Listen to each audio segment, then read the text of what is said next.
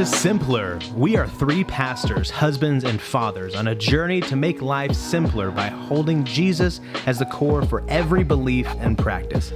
This journey has shaped us to be more like Christ, freed us from the shame of failure, and encouraged us to a deeper love of our Lord and God. We invite you to join us in the discussions that have shaped and continue to shape our lives. This book that I just started reading, super interesting, and it's kind of going through 7 different geographical regions in the first couple of centuries, and going region by region and talking about how Christianity for the first 400, 500 years was shaped and built in that region. And it's very interesting so far. Like I said, I'm not very far into it. I just started it. Sounds interesting. Ago. Yeah. I'm excited. I don't know if you're being it. sarcastic or no, not. No. It sounds really. I'm like super interested in that kind of like background stuff. Yeah. I'm just probably not going to read it. I would probably listen to it. Yeah. Mm-hmm. It's so one of the things that I found interesting is a lot of the theology is based off of archaeology and archaeological finds. And so one of the things that they made a point in the very first few pages is that there isn't very much Christian archaeology kind of finds before 180. And it's for a couple of reasons. One, early on, Christianity was targeted so much and people were being arrested and put to death for being Christians. So you're not going to have a Christian mosaic on your floor. Mm-hmm. You're not going to do Christian paintings on your walls. Right. Yeah. And then also because a lot of the people who were coming to faith didn't have the financial means early in the 2nd century to be able to do those kinds of things. Interesting. And so as it became more popular and as they actually began to build churches into the 2nd and 3rd century, then Christian art became more popular. And so some of the cultural things are like, we don't have a lot about this region. We know this and this and this. But it's been super fascinating. And it was talking about how Christianity in Jerusalem, in and around Jerusalem in the beginning, it said didn't even last because after several Jewish revolts, all the Christians were pushed out. In the first 100 years, Christians were pushed out of Jerusalem 2 different times, and how Christianity had to be brought back to Jerusalem. So like it's not even like Jerusalem was the hub of Christianity. Like at different points in history it was. And so I don't know, it's gonna be very fascinating. I'm super excited about learning a little bit more history. Yeah. That's very interesting. Yeah. I like it. How far are you into it right now? Not far. Gotcha. So yeah. So just, I don't know. Right now, I'm about halfway. It's 475 pages. Oh, you've read half the book? Well, by now. Oh, gotcha. Yeah. I see what you're doing there. We're playing with time now. So what's your favorite part about Ryan, the latter half of Pierce, nobody knows we record these early. I know, right? Nobody's figured it out yet. Nobody's figured it out yet. You're like, wait a minute, you're wearing different clothes. Yeah. Of course you changed clothes. It's a different day. You recorded this at 3 a.m. so you could put it up by 5 a.m. If we ever have like a really bad gash or something on our, like something that's visible that doesn't change and we recorded 3 or 4 episodes, I want to see a really bad makeup job, that's like covering it up. Yeah. We're like, no, I don't have a cut anymore. Future, I do think it'd be fun future if there was a possibility or if it would be possible for us to do this where we do like a live recording every week. Mm-hmm. Yeah. That's the podcast that gets released, but is like an actual. Yeah. And you just meet up, talk for an hour, and that just goes out. It's live. Yeah. People can watch it live. It'd be dope. Comment live. Interact live. We have a phone in the middle. They can call in. A bat phone. Yeah. If we do that, it has to be like an old school phone we pick up with a cord. Yes. A rotary phone. Caller number 1. Caller number 1. The only numbers in there are just a list of callers. That's great. It's only one line. So it's like, hey, caller number 1. Hey, welcome to the Simpler Show. What can I do for you? Yeah. What can I do for you? Nope, wrong number. No, I don't want to. I don't want to buy that. Yeah, exactly. I can't understand you. What country are you from? Well, on that note, let's step on over to the PCC, everybody. Come on over to Pierce's Culture Corner. Sidestep. There you go. To the PCC. Sit down, get comfortable, make it happen. Today at the PCC, we are talking. So I started watching this show on YouTube. I have a buddy of mine who he asked me, he said, hey, have you ever checked out a show called Financial Audit? And I was like, I have no idea what you're talking about. And he sent me a couple of links. and I got sucked into this. Last time you told us about a show, it was horrible. That's true. This one's better. This one, I enjoy this one. No pigs in this one. Okay. So what this guy does, his name is Caleb Hammer. He's based out of Austin, and he decided. Is that the dude on Iron Man? on Iron Man, Caleb Hammer. Oh no, that's a different Hammer. On Iron Man, like the superhero, or Hammer Industries. Dude, my mind went straight to Iron Chef, so I went like, and I was like, "There's a guy named Caleb Hammer as a chef." Anyway, he's not a superhero, Caleb Hammer. He's based out of Austin, and he decided recently, like over the last year or two, to create a show on YouTube where he interviews people and he helps people through their finances. He helps them budget stuff. And over the course of a year, he went from a YouTube being a hobby to where he was recently interviewed on another financial podcast. And he said he's at a point now in the last, I think, 12 to 14 months, the channel brings in 6 figures a month. Woo. I know. So like they blew up. And so it was cool to see to like that's Are we close to exciting. that? Yes. I wish. It's cool. It's cool to see people like just have a hobby, have a thing, and it just blow up. Like that's cool. It's fun American dream type stuff, right? But the intention of the show was he was in a place of really bad debt, didn't understand finances, didn't understand investing, and he just did a lot of research. And one of the things that he wanted whenever he was going through that journey, his financial journey, was something like this show, seeing people be vulnerable, explain their finances, and make a plan to get out of it. And he's like, I didn't really see a lot of that. Like I had to do a bunch of other research to learn how things work. So I wanted to make this show to give a resource to people. And what's cool is now some of his top performing episodes are over 1 million views. Like it's cool to see like people, there's an entertainment factor to it as well, because some of the better performing ones are either really immature people who, are like they're really hung up on the streamer e-girl, e-boy type of mentality of trying to do that the Twitch thing or the gamer thing. So there's entertaining aspects of it as well. Like how big of a hole can this dumb person dig themselves into? And he's not mocking them throughout it, but people are obviously mocking through the comment section and stuff like that. So there's entertainment value, but also financial value. And what's cool about it, like it makes me sad to see people who just become a slave to their finances, who have 2 or 3, even if it's just like literally their college career, like 4 years of just bad decisions, lots of student loans, lots of maxing out credit cards. And that's like the rest of their life. And and a lot of the times too, like people just aren't given good financial advice or financial education. I think that's the problem, is that there's not any education. Exactly. Yeah. And there's also this weird mentality of, and this isn't across the board, but the older I get, the more stories I hear of parents being like, well, I had to figure it out on my own, so they're going to figure it out on their own too. And that breaks my heart, because I'm like, well, that's stupid. You learned things, pass on that's literally how culture has worked forever. I changed my own diapers. Yeah, exactly. Yeah. I figured it out. As soon as I come out of the womb, I figured life out. You can figure it out too. We have to reinvent fire every time. Right? Exactly. So like for real. I'm excited that a show like this is gaining such popularity, because it's exposing really basic principles of just spending, of budgeting. Like they're really basic principle of don't spend more than you make. Like I actually think it's on purpose.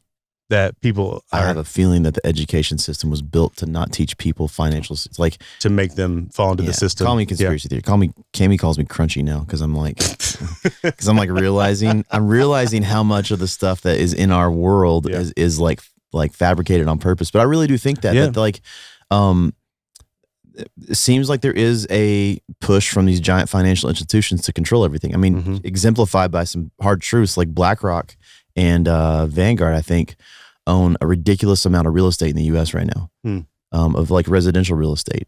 And that was part of the goal, is like owning a huge part of the market. So if their goal is to keep people in, I'm going to call it financial slavery, what's the best thing to do is to not teach people basic financial principles in the academic school system. Yeah. So they graduate and they're like, oh, credit card, dope. I can just spend it, or I can, you know what I mean? Like I can go buy a car for how much a month instead of That's exactly right. So I feel like it's on purpose. People can disagree, but whatever. Actually, the more you say it, I'm actually following more on your camp, because there's a meme I saw the other day that says I'm 18 now, and they've changed the cigarette law where you can't buy smokes unless you're 21. Like, so I'm 18 and I can't buy a pack of cigarettes, but you know what I can do is sign paperwork for $100,000 student loan. Yep. And so like it's quote unquote making lives easier, but making them it's easier quote unquote easier in the moment, but drastically harder in Yeah. the long run. I Like mean, you become financial slaves. Yeah, you can have, like, you can just kind of keep going. Like, Mhm. here's these things that make you go, oh, wait, this seems like it's on purpose. Like, Yeah. people aren't supposed to know how to deal with money correctly. Yeah. So anyway, wrapping up this real quick, I wanted to thank the both of you. If it wasn't for you guys in my life, like, I wouldn't. Y'all just literally ask questions about my finances, and I was like, I've never thought about that. I never really thought about owning a house until me and you talked about it. I've talked about this a lot of time. You're the only person who's ever taken my advice with real estate. And it's dope. And you just bought a giant house in a really nice part of town that's really old. Yeah. A nice house that needs updating, which this is like, you're diving in, you're doing it. But like, you're already reaping the benefits of the real estate investments you've made. Exactly. And you're going to continue to reap the benefits of it because of how you're doing it smartly. Yeah. And it's through that conversation. So there's Harris, Princeton, Delwood. So 4 houses in now. You helped me with my first house with jumping into the DIY projects and stuff like that, which I'm still implementing a lot of those. There's people that are like, wait a minute, you know how to change a plug, which feels so basic, changing a plug, but it's because we spent 10 minutes together. It's super simple. You teaching me how to change a plug, but those are little things that just scare people. I get it. It's electricity. I get it. It's finances. It's scary. It's scary. Like the time that I was helping you at the Princeton house and I thought the breaker was off. Well, the breaker was off, but I didn't know there was another breaker box. I forgot. And so I keep touching this plug, like the wires. And I'm like, why does it, because in my mind it's off. And I keep touching it and I'm like, why does it feel like it's on? What's the matter with And then finally I'm like, oh, like it finally got me really good. You're like, because it's on. Dude, I called Dylan. I was working on some stuff and I was like, what would these wires in the closets? And I was like, what would these wires be? They look like speaker wires. Like, what would these be? It's for a security system that's wired through the house. And he was talking about cutting the power to the system, and then you should be able to take those wires out and stuff like that. But I hadn't officially like taken away the signal, but there was no electricity according to my little tester. So I was like, well, I can cut these cords and get them out. And there was a patch. No, it didn't pop. But there was like a patch of leg hair that just kept like standing up on its own, and I was like, what is this? Like it was just a signal. Yeah, it was a signal going through. So it wasn't full electricity, but no joke, the rest of the night, like I would just feel like this like 2-inch gap on my, and I was like, what is going on? I was like, I've ruined my life for the rest of my life. But it was just sending a signal back and forth. Oh, man. It is sad to me, back to your financial stuff, that more people don't know some basics. Like literally the economy would be better if literally people would just not spend more than they have. People are like, I've heard people say, no, because then the whole debt thing crashes. That is a dumb perspective. Like the economy doesn't have to rely on debt. Right. The economy can function without the debt. Yeah. And I'm not opposed to debt. Like, well, if you keep creating overall. more debt, to like eventually the whole thing collapses anyway. Yeah. And then, I mean, it's going to collapse anyway. It's going to be way worse. The problem with debt as a currency is that it's fabricated in the same way that the US dollar is fabricated. But like and there's a way to use the system and to be smart in the system, but most of the time people just fall, they succumb to the system instead of utilizing the system. Like you guys taught me how to use a credit card well and things like that. So anyway, have y'all ever heard Dave Ramsey's perspective on why he doesn't agree with that perspective of using a credit card? I just recently listened to that book. You told me Total about Money it. Makeover. I don't remember. Yeah. But I think he's right. I'm still using a credit card, but I think he's right that even if you're using a credit card for the benefits, like if you're not spending more than you have and you're paying it off every month, you tend to buy things that you wouldn't buy if you didn't have the ability to buy it without like physical. Like the mentality. Like you tend to buy more things than you would otherwise, which I think he's probably right in that. Sure. It doesn't mean I'm not like, man, for that 5% back on gas with my Sam's card, as much as I travel, man, that's like, we buy a lot of Christmas presents with that kind of stuff. So I think to your point, there's still a way to use it wisely. There's a lot of conversations that wrap around that. But I think even if people actually listen to Dave Ramsey's basic principles, their life would be so much better. Oh, he's so much better, man. So much better. Well, hey, we all three of us could talk about finances for a long time. We should just do a ramble on finances one day. Okay. Right? But we're not going to do that today. Ryan, what are we talking about, man? Today we're talking about the financial future. Oh wait, there we go. No, today why it's dumb to buy a new house. Today we're going to talk about reaching the lost and evangelizing the lost, evangelizing those who don't know Christ, and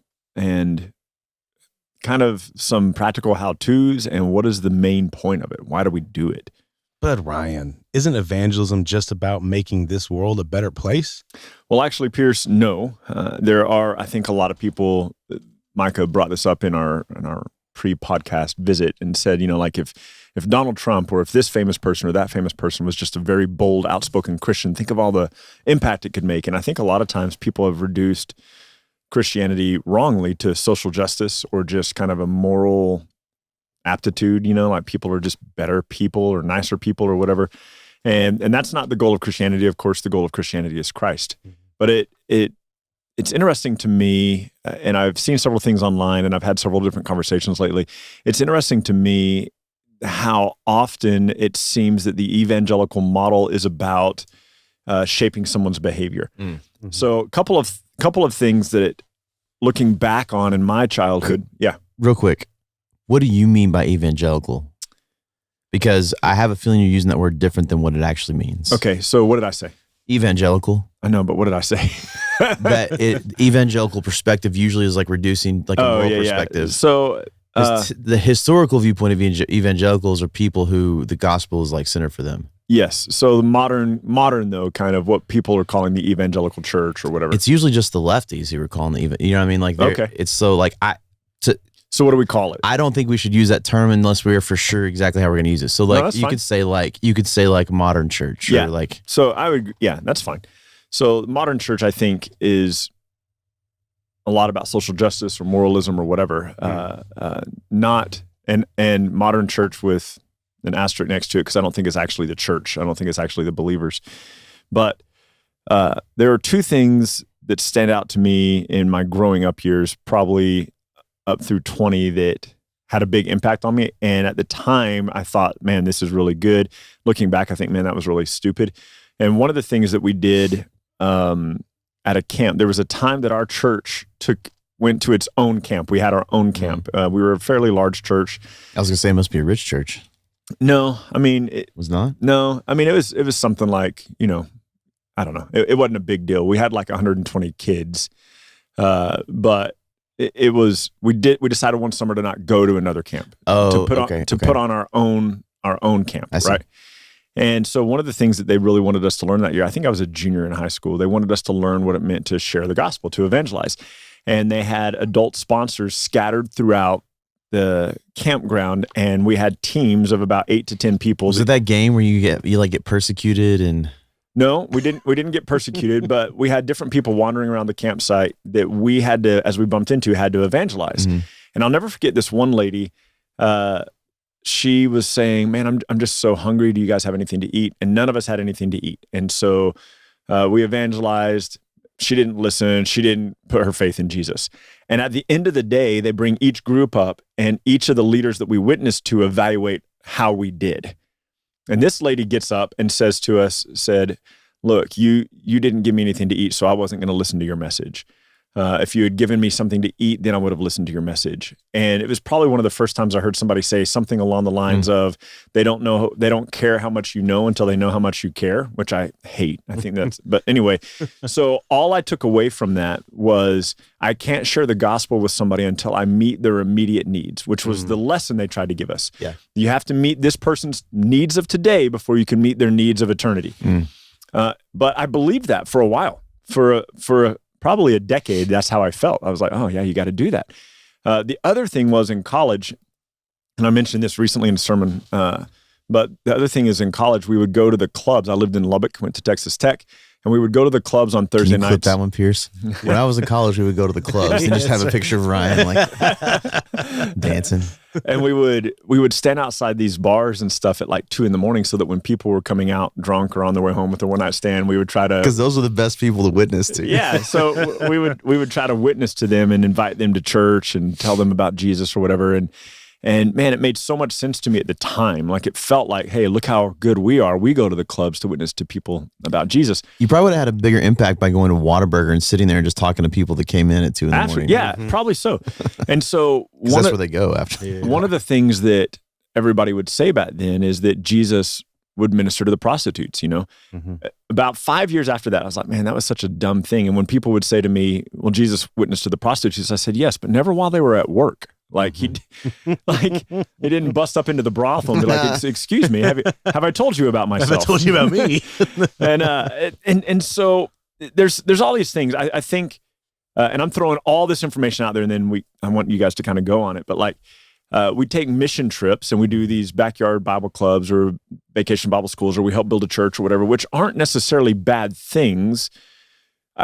And my view on missions, we should talk about that sometime. But like, I think probably we're most effective when we go on mission trips, when we seek to facilitate the people who are there on the ground. Absolutely. Who are living there, who aren't going to be there for just a week. They're living there. But so missions, you go and you try to reach a lot of people for the Lord. Street preachers stand on the corner and they either stand on their chair or their box or whatever, and they vocalize in some way or another, like, you guys all need Jesus. Or what we did when we went to the Czech Republic is literally we made balloon animals and had people mime the gospel, which was super weird. Why? But that's my point. I don't know. Right? Like, now I look back on it, I was like, why a mime? I don't know. Because I don't know, man. It was the 1920s. It was pretty entertaining at the time. Shut up. So the point is, I think what we have done is we have made witnessing to people way more complicated than we need to. 100%. And we've go ahead. And we've separated this mindset somehow that like you witness to people when you go on a mission trip. Mm-hmm. And really the most effective way of sharing the gospel with people is the people that you're engaging with on a daily basis. Yeah, it's super interesting that in none of Paul's letters, none of them, does he charge them to go somewhere and go tell everybody about it. But he does charge them about how to behave in their culture and where they are and to represent Christ. Yeah. Right.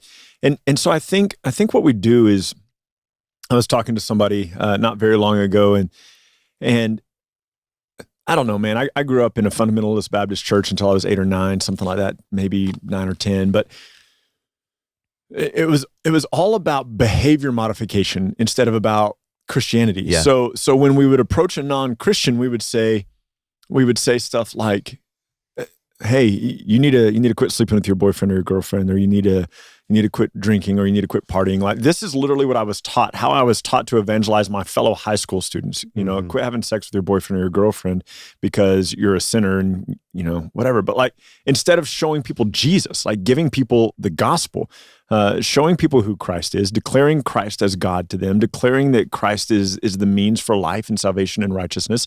And it's not that there isn't behavior modification, but I think behavior modification as a gospel presentation falls flat. Mm-hmm. It's not a gospel it's presentation. Not, right. Yeah. And so what we have to do is we have to share Christ with people. And it just, I don't know, like, there's so many strange models that we use. And to your point, Micah, like, we think that sharing the gospel is going on a mission trip, and we place a lot of value in these 10 days that we spent somewhere else. And we overlook the other 355 days we have at home around the people we work with and do life with, that I can't even fathom how many people in a day we're encountering that don't know Jesus. I think that's the perspective. And so here's to maybe emphasize that a little more. Ephesians 4 gives this list of 4 people that God gives to the church to equip them for the work of the ministry: apostles, prophets, evangelists, and then the pastor teacher. Mm-hmm. I'm still not 100% sure what the implication of the evangelist is. Like, so let's just assume it's what we always think it is. Yeah. That this is someone who like goes and tells people about Jesus. Mm-hmm. Why is it that we think there's a group of people, the apostles, that's a group that basically like starts churches or like leads groups of people in the building of the church in the area, the prophets who are proclaiming truth from the word of God, from what God has said, and the pastor teachers who like shepherd the people? We don't typically tell the entire church, hey, you all be an apostle, you all be a prophet, you all be a pastor teacher, but somehow we tell them all to be evangelists. Yeah. Mm-hmm. And so I'm going to separate it a little bit, because I think there is a role where the evangelist somehow fits in the model of equipping the saints for the work of the ministry, right? To grow us as the body of Christ as a whole until we become, if you will, the perfect man, the bride that's ready for the bridegroom. I'm not 100% sure from the context of Ephesians 4 what that is. I could make some ganders, but I'm not 100% sure. But I don't understand why the implication is not everybody has to be an apostle, not everybody has to be a prophet, not everybody has to be a pastor teacher, but everybody has to be an evangelist. Mm-hmm. And I think that's different. That's a different perspective than just saying, if I live my life for the glory of God, I will have opportunity to show Jesus and talk about Jesus to people around me. I kind of think the weight that a lot of preachers have put on people for years and years and years is an incorrect weight. Sure. We've put this weight of an evangelist on people saying, you as a good Christian have to be an evangelist, and I'm not sure where that comes from. Yeah. And so I think it's a quandary, because like, where else do you get that idea from? I'm not by any means saying we don't tell people about Jesus. What I'm saying is, like, why not everyone is particularly gifted that way. No, and like, why are we telling people you have to go? Yeah. To your point a second ago about, like, Paul never tells these people, like, you have to go all over the place. Paul's going. Yeah. All these other Peter, like, all these other people are going. It seems to be something that God has empowered them by the Spirit to go do. But he's not saying to every single church he's at, like, hey, you all need to follow me in the same pattern to do this thing. So again, I don't know if that's what evangelist is in Ephesians 4, but let's assuming that's probably what it is. Yep. It's interesting to me that we take the idea of evangelist and make it something that everybody in the church is supposed to do, rather than just say, hey, listen, live your life for the glory of Jesus. And you know what's going to happen in the midst of that? Is there's going to be an opportunity for you to have a conversation with people about what has given you life, and you're going to be able to share Jesus with them. Yeah. Well, and this answers your question, I think, a little bit. The Church of Timothy do the work of evangelist, right? Yeah. But not to the church. Right. So the word evangelist there is where it's the same Greek word, euangelion, good news, right? So it's the proclaimer of the good news. Sure. So I think that it's somebody who is a gospel proclaimer. I'm saying I don't know exactly what, like, what does that look like? You can tie stories in specifically the New Testament to what an apostle would look like, a prophet would look like, and a pastor teacher, but there's no specific reference to an evangelist except Paul telling Timothy, do the work of an evangelist. Right. Yeah. And it's interesting because you're right. Like, we have this mindset, and I think it's because of what we call the Great Commission. A lot of people have that view. Sure.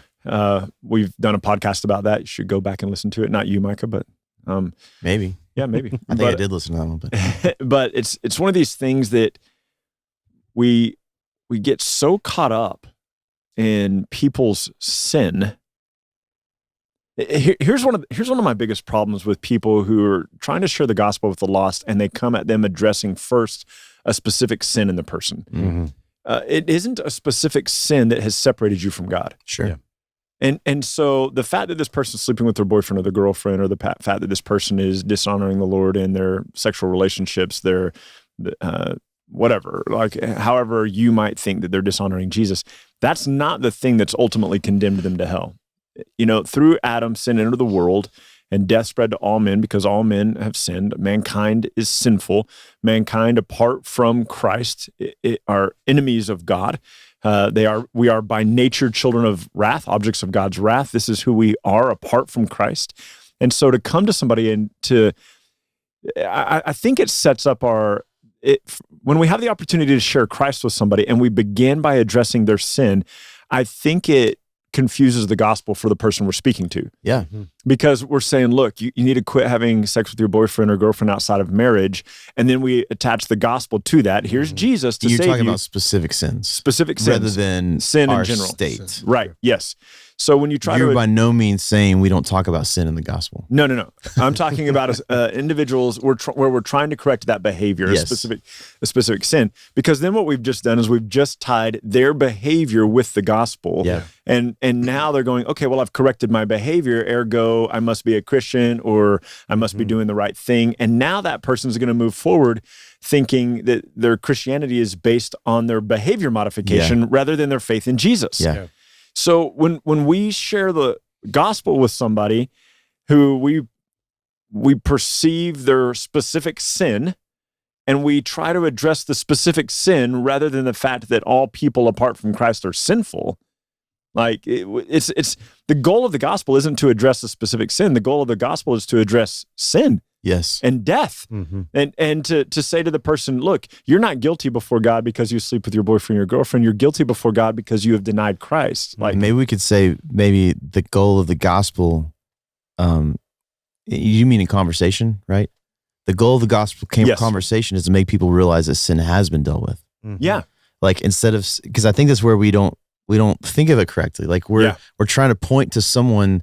Like, we spend a whole lot of time trying to convince people they're sinful. Yeah. And I don't think that, obviously, that is part of the gospel, in the sense that, like, you have to understand your state before God, before you have a reason to put your faith in him for life. But I think that there is this sense of, like, the proclamation of what Jesus has done, brings to light our state. Does that make sense? Yes. So I'll give you an example of what I mean. Most of the testimonies, quote unquote testimonies I heard growing up, were someone who gets up and says for like 15 minutes, here's all the crap I did in my life. And then you've got a 60-second explanation.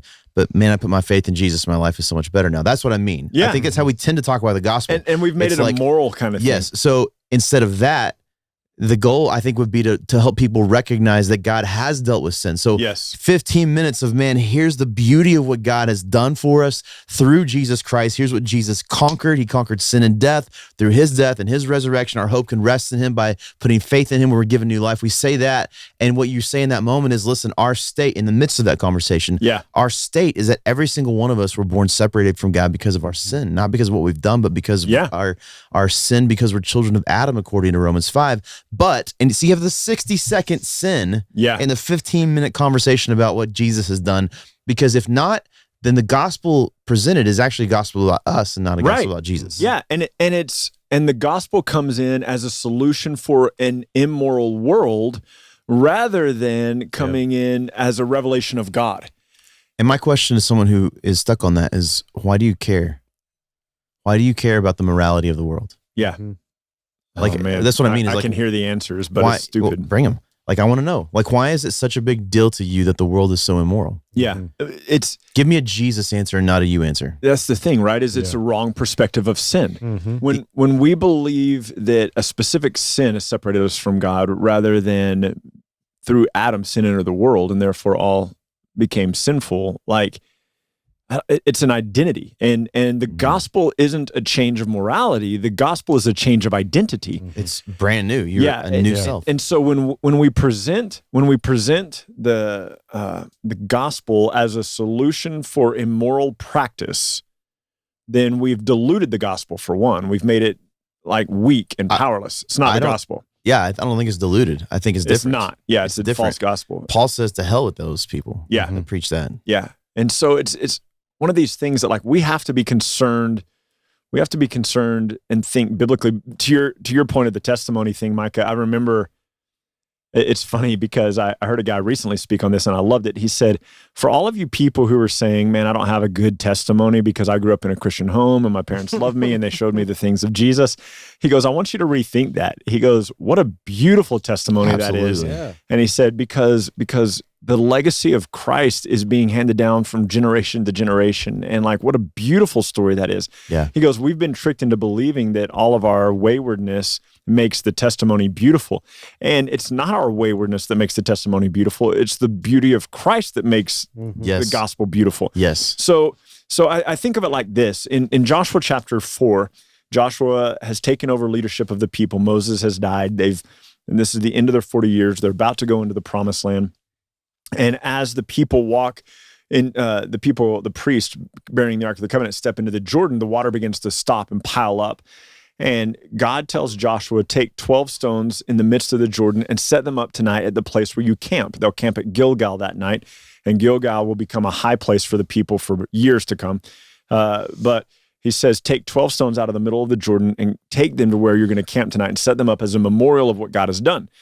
And then it says something interesting in Joshua 4:9, and it says, and Joshua set up 12 stones in the middle of the Jordan at the place where the feet of the priest were standing.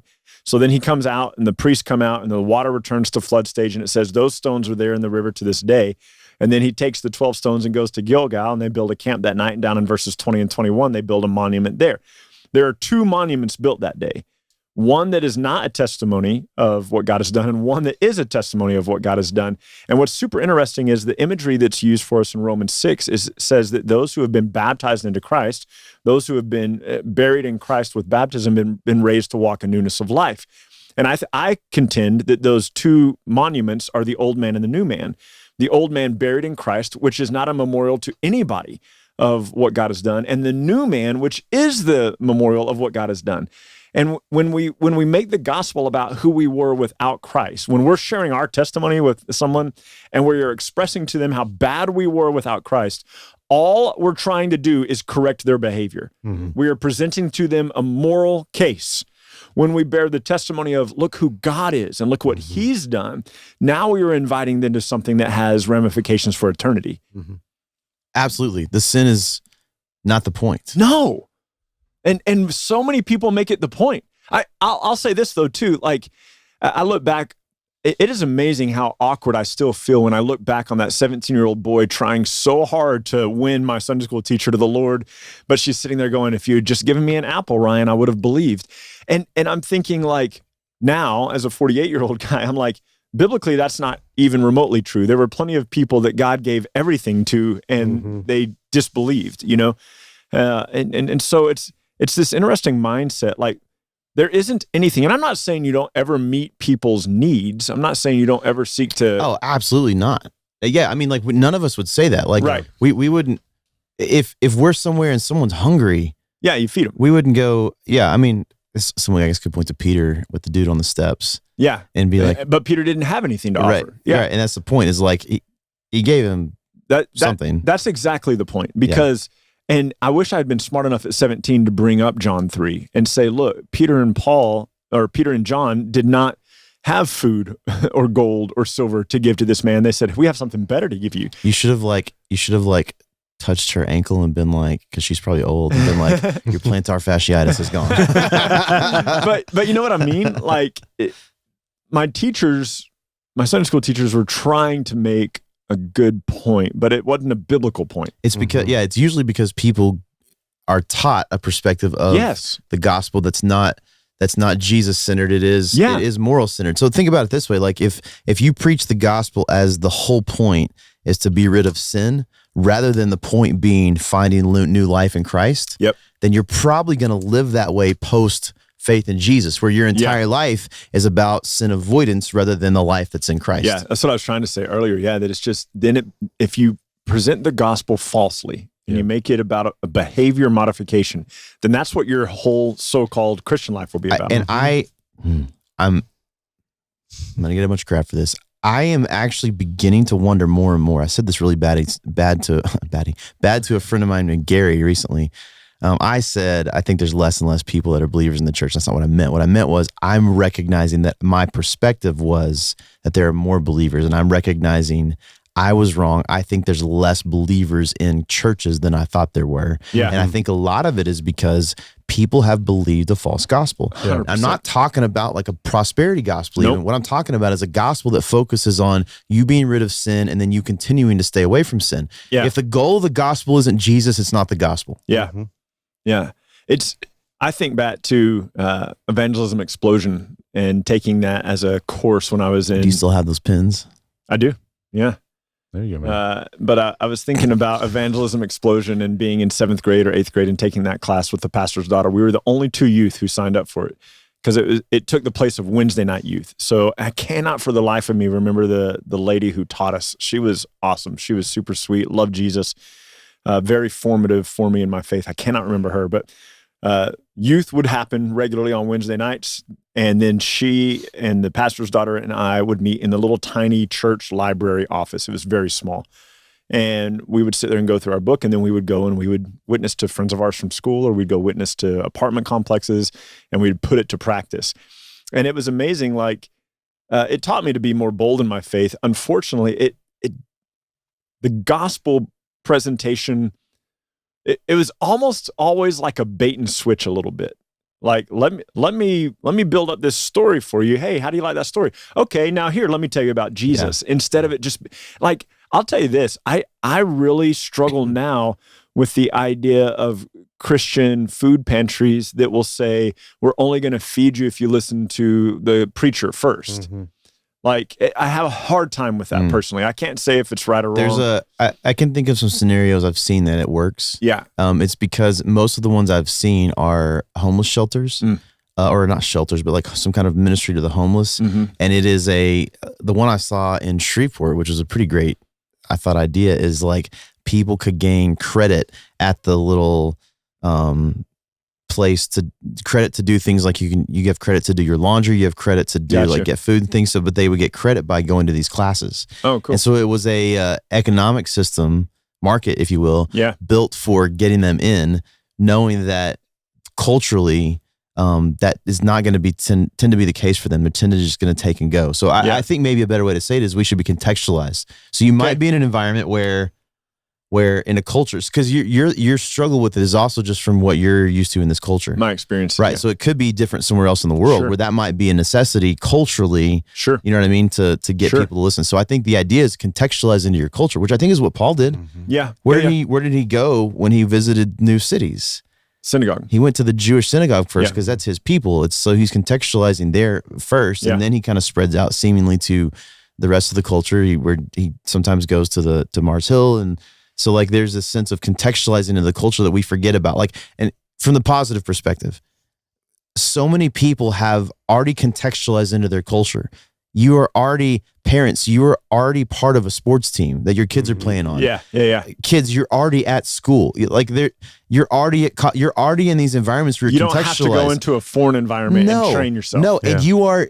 I might be wrong, but I don't feel like every single person's called to be an evangelist in that role of like. Oh, I agree with you. So Yeah. I think that take the weight off. Just do Yeah. life Yeah. in the contextualization that you're in, like whatever context of life you're in, and live it for the glory of Jesus. And when conversations come up and when opportunities come, talk about Jesus, but don't live your day in and day out life thinking I'm such a terrible person because I didn't tell someone about Jesus today. Yeah. I don't think that's everybody's role all the time. I agree. I think that there will probably come a point for every believer where it naturally occurs for them to share their faith. Absolutely. If you're living your life for the glory of Jesus, people will notice and people will ask, and there will be conversations that But happen. as far as it being a specific giftedness for every believer, I don't think it is a specific giftedness for every believer. I know people who are like, they go somewhere and they just talk to Jesus about Jesus to everybody. And it's natural. And I've seen people go, man, I feel bad that I'm not like them. Yeah. But they don't go, you know what, man, Ryan teaches like everywhere he goes. I feel bad that I can't teach the Bible like he can teach.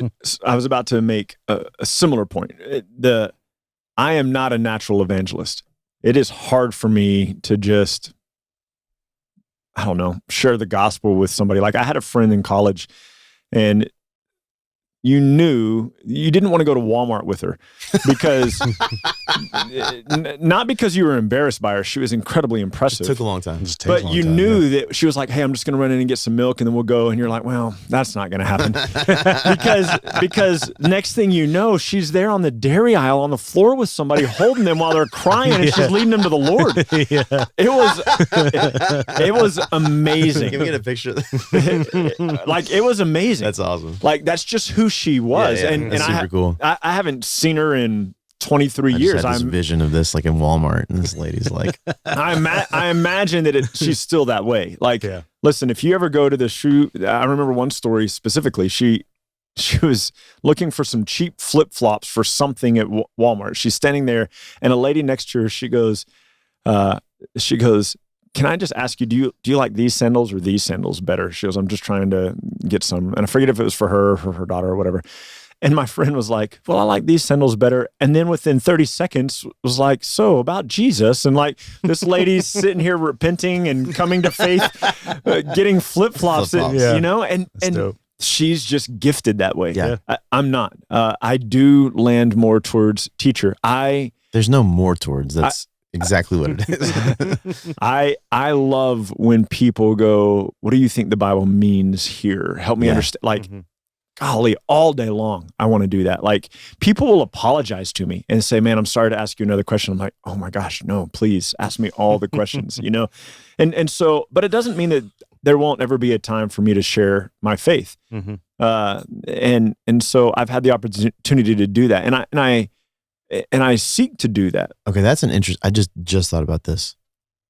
Why do we use that phrase? Which one? Share my faith.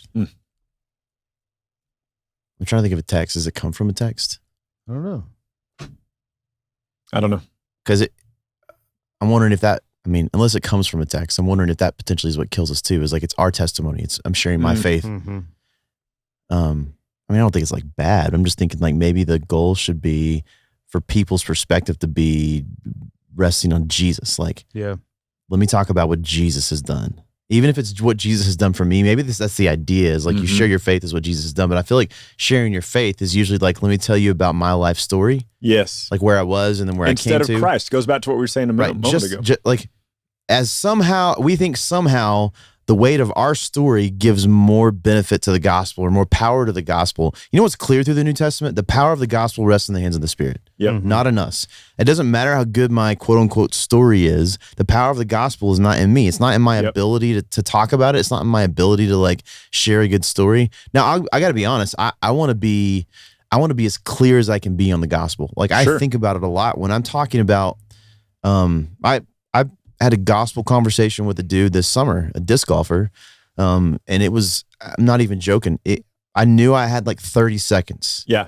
He asked me a question, and I knew it was this window, and he was going to shut it down quick, and I had 30 seconds to just like, boom, pound it. And so 30 seconds was like, 30 seconds of evidence is better than 20 seconds. Anyways, but I just, sorry, you smiled. Just went. But without the derailment. All right, sorry. So bringing us back, I didn't have a presentation prepped where I said, all right, sit down. Let me tell you my long story. Yeah. I just 30 seconds was like, let me tell you what God's perspective of us is and what he offers us through faith in Jesus. And that was it. That was the end of the conversation. I wasn't sharing my faith. I'm not saying this is like a bad thing. I'm just wondering why we use that. Instead of saying sharing the gospel, sharing the story of Jesus, sharing the good news of Jesus, why is it sharing my faith? Maybe, I'm trying to pull it up. It won't pull up for me, but maybe, I think it's 1 Thessalonians 1, and I think it's in Romans 1 as well, where a couple of places where Paul will say something like, your faith is spoken about everywhere. Yeah. So maybe that kind of concept is what we've brought into this, you think? The ones I can think of, he's like saying how he's been encouraged hearing about their faith. How he, as a believer, has been encouraged about hearing about their faith. Not that other people are non-believers are. Right. So I'm just wondering if that's something that we've taken and maybe used wrong. Again, I don't think it's like a wrong thing. I just wonder if it would be better if our perspective was not sharing my faith, not sharing my story, but sharing the story of Jesus. And in the midst of sharing the story of Jesus, if you have the opportunity to talk about what Jesus has done in your life, absolutely. But don't let that be my thought is don't let that be the forefront of your thinking of evangelism. Let the forefront of your thinking be, I want to share the story, the good news of Jesus with people. I bet that's what it is. Well, not bet. I bet that's a portion of it, of like the word like testimony and witness is that people are, here's my account of. Like here's my testimonial of what Christ has done for me, or more specifically, like for the apostles, they gave their testimony to the resurrection of the Lord. Like I witnessed the resurrection of the Lord. So, but even then, it's like not their story. That's what I'm saying. I think that it probably evolved into sharing my faith. Because when they're giving the testimony, they're saying, I witnessed it. Which is a better, which goes into what you're saying a second ago, is there's an aspect of that may be sharing what Christ did for you or to you, but still in that motivation, the motivation still is, here's what Christ has done, not what my story necessarily. Yeah, and I think you could potentially blend the blessings and benefits you get in with the gospel, where someone thinks, oh, so if I put my faith in Jesus, this might happen for me too. Yeah. You know, like someone tells their story, like, man, I was addicted to drugs and addicted to all this stuff. I put my faith in Jesus, that's gone. And someone's like, crap, I've been wanting to get out of drug addiction. I should try this thing. The goal of saying that is, I want to get out of drug addiction. That's not the gospel. The gospel is you are separated from God because we're all born into sin, and God rescued us gave us a way out by sending us Jesus, and by literally just putting our faith in Jesus, we're given new life. We talk about your addiction post that. You know what I mean? Like the goal is not to get out of your addictions. No. If that's the case, then Christians would never be addicted to anything. Yeah. And it has to be secondary, at least secondary to the gospel. Right? By no means am I saying don't, in that conversation or any conversation, talk about the things God has done in your life. I just am wondering if part of the problem in sharing the gospel is that we have put our story in the forefront rather than the story of Jesus. Yeah. I had somebody tell me recently that they had gone to a weekend kind of Christian thing, and that a lot of the people that were sharing their testimonies, it was just about how bad they had been. You know, kind of like you were saying, and they're up there and they're crying and they're talking about, which is a really weird thing to me also, for somebody like who's been a believer 20 years and you're telling the really sad story of how bad you've been, and you're crying, and then you tack on at the very end, but thanks be to God for, Jesus Christ. And like, I don't know, man, like again, the gospel isn't about the moral change in the person. It's not about a behavior modification. It is about the righteousness of God. It is about the person of God. It's about sanctification and holiness and forgiveness and redemption and justification.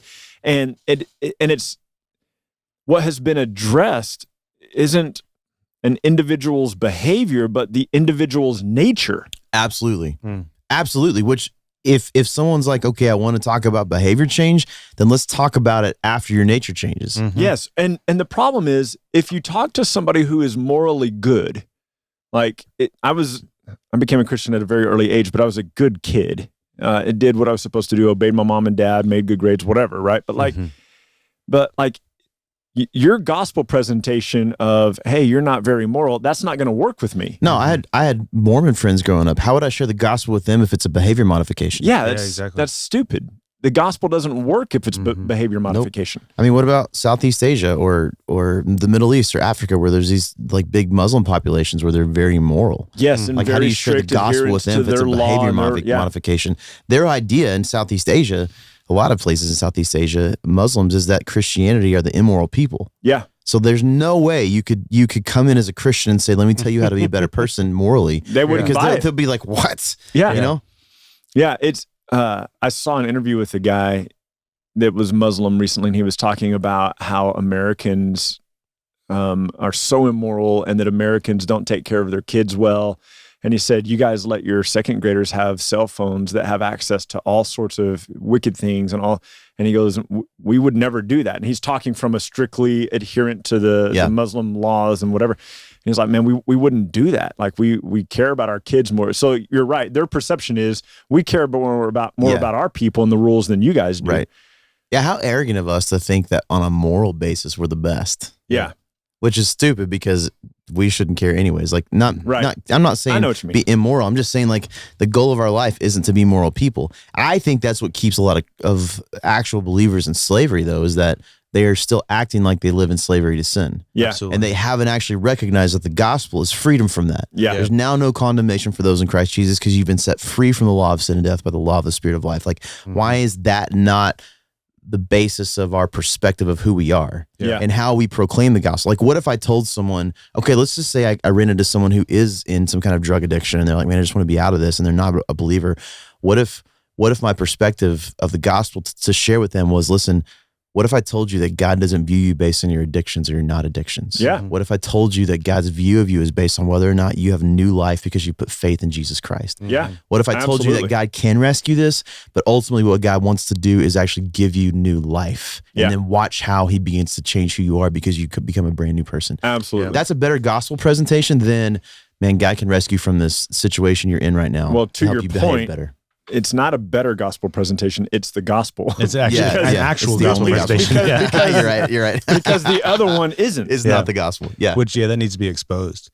Which I think it all boils down to exactly what you just said, or both of you guys, was this just, it's a tell of their perspective of what the gospel really is. And so, and even if they don't actually think through all these steps, like, what it shows is like they're probably a person who feels like when they sin, they've got to make it right with God, and therefore, and maybe I can't say that across the board, but like I think it comes from that heartbeat for sure, and therefore, like, okay, change this modification, and then or do this behavior modification, then I'll introduce you to my Savior, like. Prove that you're worthy to get the good news, essentially, and then as your life continues, change yourself so that God can come in and save you. Hey, this guy's good. He totally changed that thing about him, and then adds, like, inevitably as they go through life. Oh crap! I didn't change that one thing about me. God, I'm so sorry. Please keep me in here. I'll change that one thing. And it's a terrible view of the gospel. It's a whole new breed of still about slavery to condemnation. Yep. Yeah, exactly. Well, and to Micah's point that. I don't think that everyone is gifted as an evangelist. I'm incredibly awkward when I just kind of like cold approach people, you know? Our family, Michelle's family, her extended family, we have lunch with them every Saturday at Rose's, or most Saturdays.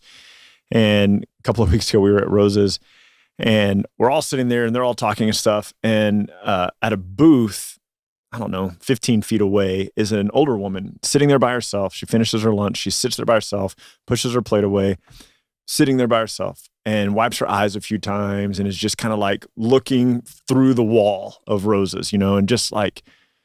That's impressive. Yeah. How do you do that? Yeah. So she's just 1,000-yard stare kind of thing, and I'm like, man. And so my attention kept being drawn to this older woman, and she's, again, completely by herself. People are bustling around. It's a Saturday, and she's not looking even at people as they pass by, nothing. And I'm like, man, I don't know what's going on with her, but I felt very strongly so I went to get some more tea or whatever, and I just kind of stopped at her table. I was like, ma'am, are you okay? Is there anything that you need? And she goes, yeah, I'm fine. and I'm like, I'm sorry to bother you. I just said, you just seemed really deeply lost in thought. Just wanted to make sure that you're okay, if there was anything that I could do for you. And she goes, yeah, I'm just lost in thought. I'm fine. I'm just thinking, man. and she was like, and I was like, okay, well, I'm sorry. And she was like, okay.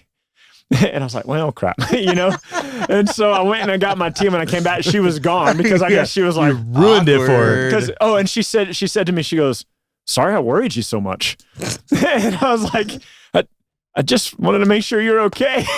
You're never going to approach anybody ever again. Never. Yeah. That was my one chance. I was hoping for like a fun punchline, like she just ate a really spicy burrito, so she was having to like wipe rag, or she was blind, and so she's just staring straight at it. Would be awesome if she's... Dude, she gets up with a walk. Like, she was so offended by me coming to her. I was just like, and I felt like I was. It's because you're a shepherd. It's because your gifting is you're a pastor, and like that's literally how you approached it. You approached it as if it's someone that. How do I help this woman? That you could shepherd, which is totally fine. But I see how that would be awkward in certain situations. So as to like, what if she was blind? When I was 22 and waiting tables at Chili's Lubbock. There's this big top. Me and whoever was in my section, we were working this big top, like 15 people. What's a big top? It's when you push like 5 tables together, like 3 to 5 tables together, something like that. So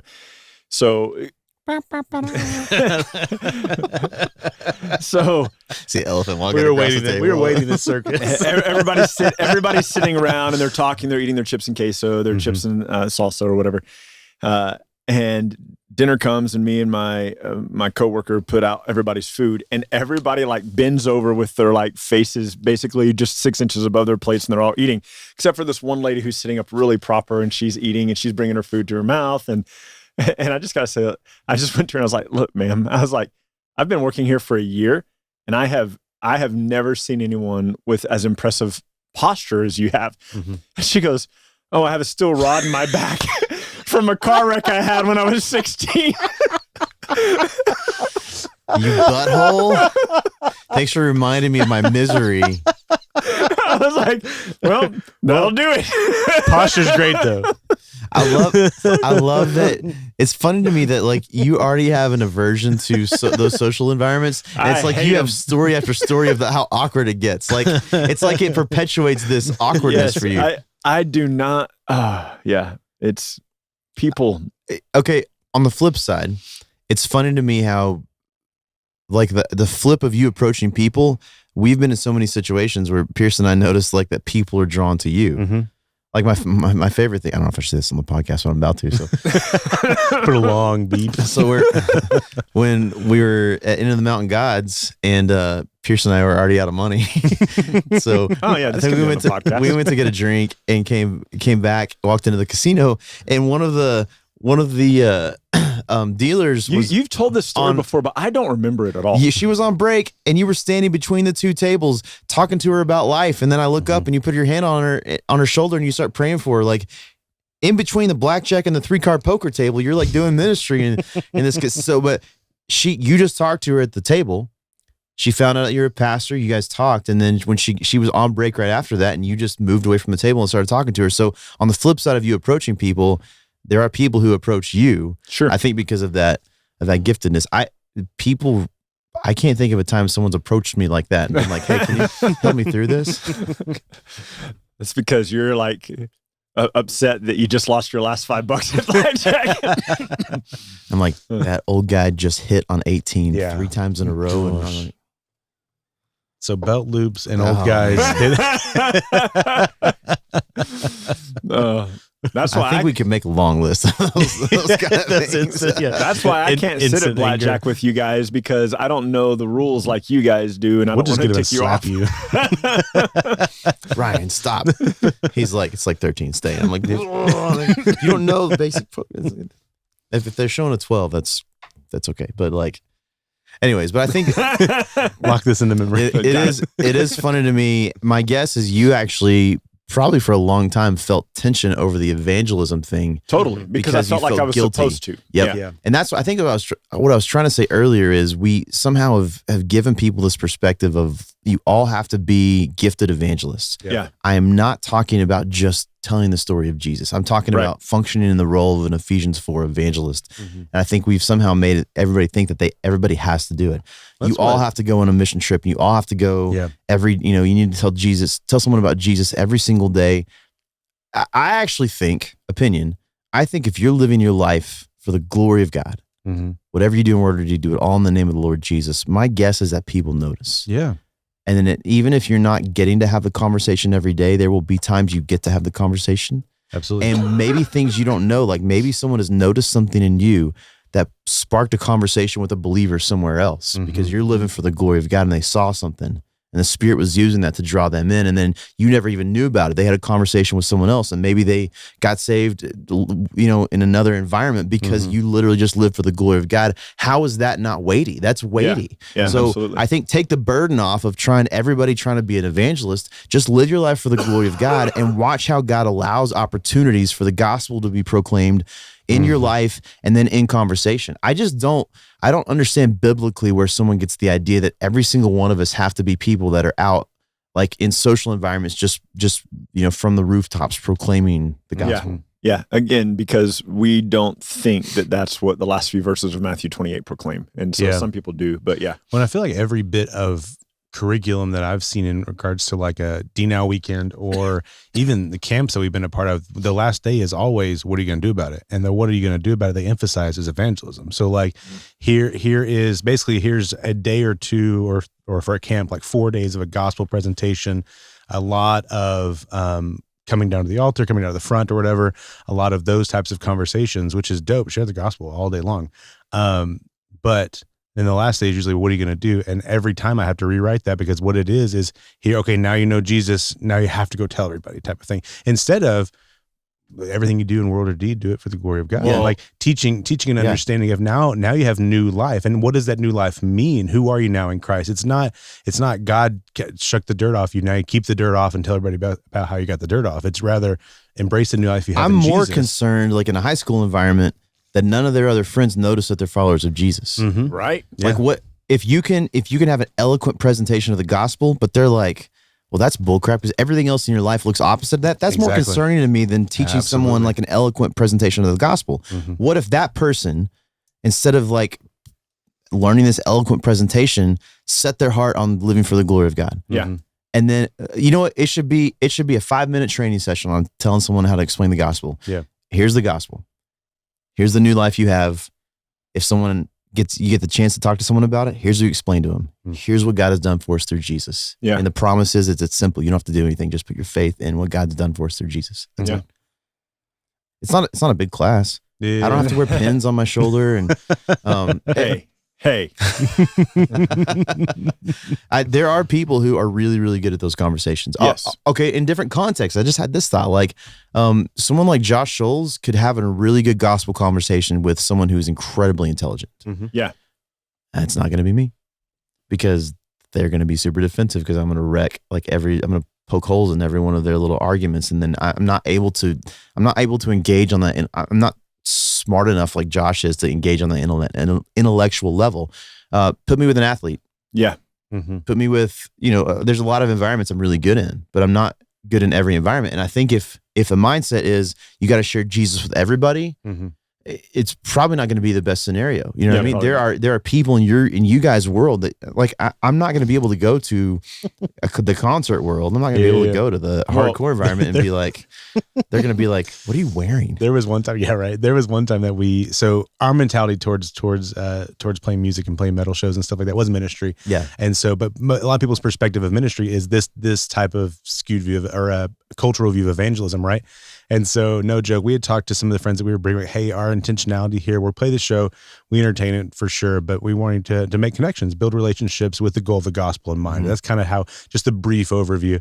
And there was one time, no joke, we finished our set, we got the stage cleared off, and one of our friends that we brought with us, she was like in her Sunday best with her Bible, like on the wall, like just, and she was stoked to go share the gospel, just not contextualizing to the environment she was in. She was so excited, but she had no clue, like, okay, how do I just go jump into a gospel presentation? How do I do this? So she's sitting there against the wall with this huge study Bible, like not even just a little Bible, but this massive just textbook of a Bible. You should have told you got to go get in the pit for a little bit before you can share Jesus with people. If your nose isn't bleeding, you're not part of the culture. You're not part of it. Yeah, exactly. Have you busted any teeth? What are you doing? So at a Harry Potter thing, do you tell people like, look, man, you're Dobby, and Jesus is giving you a sock? That's right. I don't even know what that is. That's a brilliant presentation. I'm going to steal it now. I thought of it after the third service, and I was like, we're free from slavery to sin. That's what I should have told people. I was like, for all you Harry Dobby Potter with people. a sock. Did you watch those? We watched through it with in COVID, like when so the boys had never seen the I've never wars. heard you make a Harry Potter reference. That's why I was like, wait a minute. So the books came out like when I was in college. I had no interest in reading them, but during it was a sin back then. It was. Yeah, it was. But also I just didn't have an interest in reading them.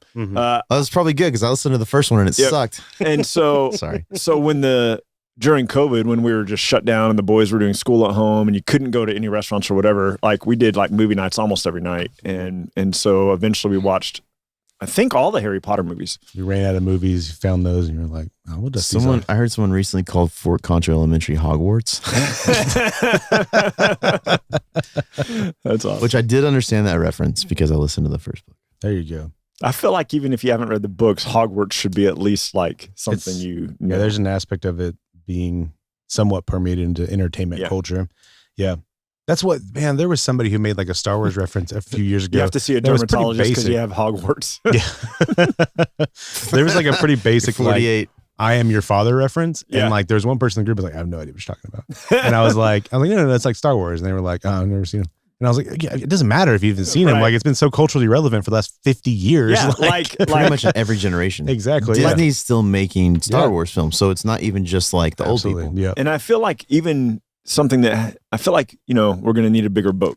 I feel like that's going to hit most people. Most people are going to recognize that reference. Yeah, I couldn't tell you if I've seen Jaws all the way through, and I know that reference. Oh, that one's from Jaws? Yeah. Oh, okay. I thought it was Titanic. It's from Jaws 3D. That would be hysterical. The Titanic sinking. Well, we're going to need a bigger boat. That would be a really funny clip. That would be awesome. Try to edit together Jaws and Titanic. You have the scene of Titanic, but then it cuts to where Jaws is on the back of the boat pulling it down. Imagine. And then you cut back to Titanic and it's sinking. Have y'all seen the Meg and the Meg 2? Absolutely. Have you seen the second one? Absolutely. Was it good? No. It just got on HBO Max. Wait. So what do you mean by good? These are entertaining. These are B sci-fi movies. I don't mean like Oscar winner. I mean like good for what it is. Absolutely. Okay, cool. Yes, I saw the first one. It was fantastic, and I think it was more comical than the first. 100%. Good. I think they leaned into it because the first one they advertised like a serious shark action adventure movie, right? But it was so cheesy. I was like, how am I supposed to feel about this? Right. And then, so the second one, I feel like they really leaned into like, we're just going to go all out. We're going to bring dinosaurs into it. And they do lean all in, and it is, and it's like, I want to see it. It's for the May. It's absolutely worth watching. Good. So without spoilers, the scene at the end where he kills one of the sharks, I saw a picture. Sorry. Wow. No, sorry. Sorry. There, somebody did a still of that, and they're like, when I eat a chip and it goes sideways. So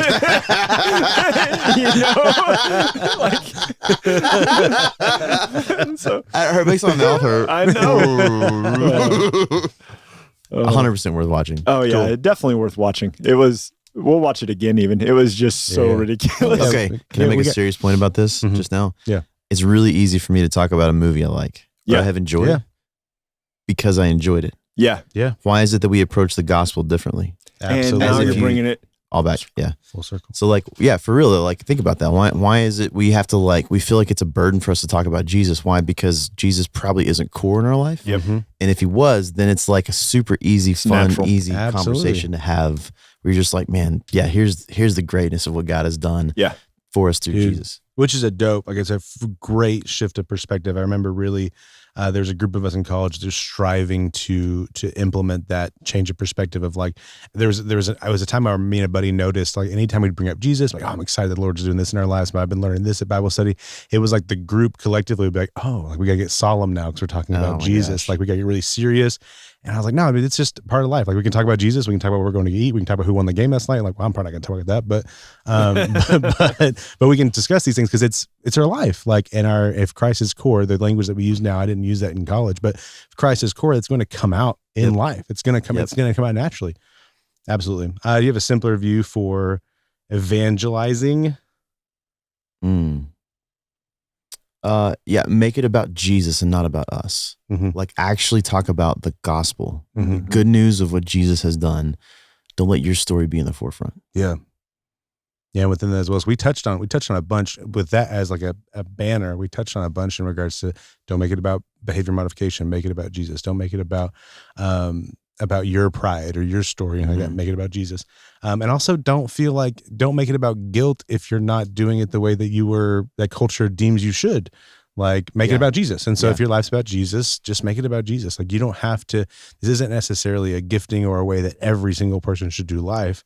We're not going to all be in the dairy aisle holding people crying as they're getting milk. But if your life's about Jesus, you're inevitably going to talk about Jesus. Yep. That's dope. That's great. That's great. Okay, I'll keep that going. Awesome. That's great. That's a good time. That's a good time. That's a good conversation. I enjoy these conversations. I enjoy these things that like, you had said something at the very beginning, Ryan, where you had said, of course, it's not about this. It's obviously about Jesus. But then you began to kind of deconstruct the cultural view and stuff like that. But as you said, it's obviously about Jesus. My first thought is like, I don't know how obvious that is, but it feels so simple to someone who strives to keep Christ as core, who acknowledges what the gospel actually is, who has a proper perspective concerning these things.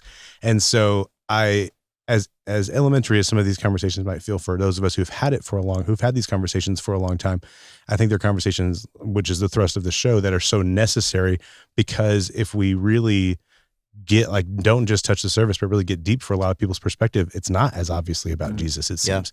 And so I like the tone of the whole episode with doing that. So to encourage you guys listening, like this is make it about Jesus. Like keep Christ as core. Don't allow your own behavior to bring about condemnation. Turn to Christ. Don't allow your view of people who need Jesus to be about their behavior, but make it about Christ. Like just lean into the truth of the gospel and the freedom that comes from that. You know who I like to lean into? That was weird. What transition? Stephen. I'm not going to go into it too far. Yeah, just leave it.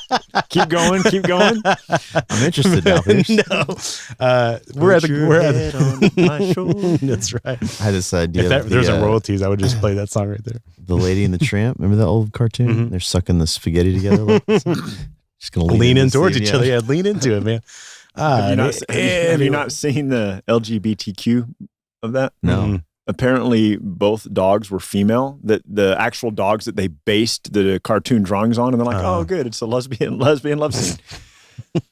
Yeah. Anyway, just threw up my mouth. Speaking of lesbian love scenes, there's Steven. Oh gosh. We're at the Garden Audio as always. You like to lean into it. Steven's great. Be sure to find him on social media. Him and his wife are in a realty group now called 87 Realty Group. Go give them a follow if you want. Tips on buying a house, tips on what the market's doing right now. And if you're in the San Angelo area, reach out to them if you're looking for a new house or gauging what you should do in the market. And while you're there, say, hey, thank you for Simpler. And while you're over at Facebook or Instagram, follow @SimplerPod. That's where we are. And hey, if you're listening to this on Spotify, YouTube, Apple Music, Google Podcasts, wherever, be sure to hit subscribe, leave a review that helps aid in the algorithm so that we can continue having these conversations and having the audience grow, because it's great to hear of the fruit that comes from these conversations and the messages that we do get either as individuals or through our social media, just of people growing and contemplating and learning and things like that. So we want to continue to see that grow. So leave a review, leave a comment, subscribe where you can. And as always, keep Christ as core. What could be simpler than that? We'll see y'all next week. Bye.